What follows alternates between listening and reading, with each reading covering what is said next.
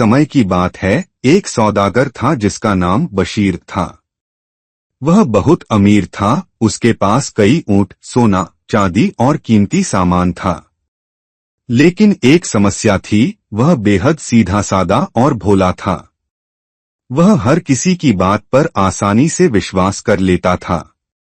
एक दिन बशीर ने व्यापार के लिए काफिला तैयार किया और दूसरे शहर की ओर रवाना हुआ। उसके साथ नौकर चाकर और ऊंटों पर लदा हुआ कीमती सामान भी था। शहर के दरवाजे पर एक आदमी मिला, देखने में बहुत शरीफ, मुस्कुराता हुआ, सभ्य, लेकिन असल में वह था एक चालाक चोर। चोर ने बशीर से कहा, जनाब, मैं इस शहर का रहने वाला हूँ। आप जैसे इज्जतदार व्यापारी का यहाँ आना हमारे लिए सौभाग्य की बात है। अगर आप चाहें तो अपना सारा कीमती सामान मेरे घर में रख सकते हैं।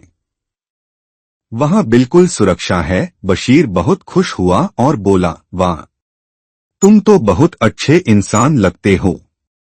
बशीर ने सारा सामान उस चोर को सौंप दिया।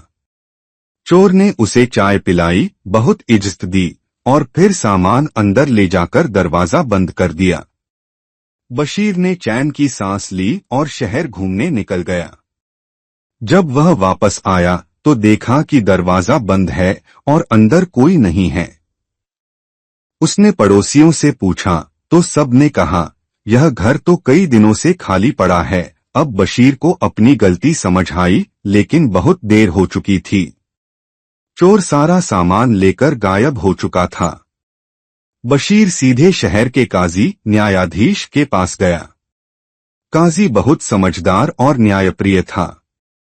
उसने सारी बात सुनी और कहा, चिंता मत करो, हम तुम्हारी मदद करेंगे, लेकिन यह काम समझदारी से करना होगा, भावुकता से नहीं। काजी ने बाजार में यह खबर फैला दी, एक बड़ा व्यापारी आया है जिसके पास हीरे जवाहरात हैं। वह सुरक्षित जगह पर अपना खजाना रखना चाहता है। यह सुनते ही चोर को लालच आया। वह खुद काजी के आदमी के पास पहुंचा और बोला, मेरी हवेली सबसे सुरक्षित है, सारा खजाना मेरे पास रखिए। जैसे ही चोर ने हवेली का दरवाजा खोला और सामान रखने की बात की, काजी के सिपाही अंदर आ गए और चोर को रंगे हाथों पकड़ लिया। की जुबान खुल गई और उसने बशीर के माल का इकरार कर लिया। काजी ने चोर को सजा दी, बशीर का माल वापस करवाया और सब लोगों को नसीहत दी, कभी भी किसी अजनबी पर आंख बंद करके भरोसा मत करो, अक्ल से काम लो। बशीर ने काजी का शुक्रिया अदा किया और कहा, अब मैं समझ गया हूं कि सिर्फ दिल से नहीं, दिमाग से भी सोचना जरूरी है। वह अपने काफिले के साथ वापस गया, इस बार थोड़ा ज्यादा समझदार होकर।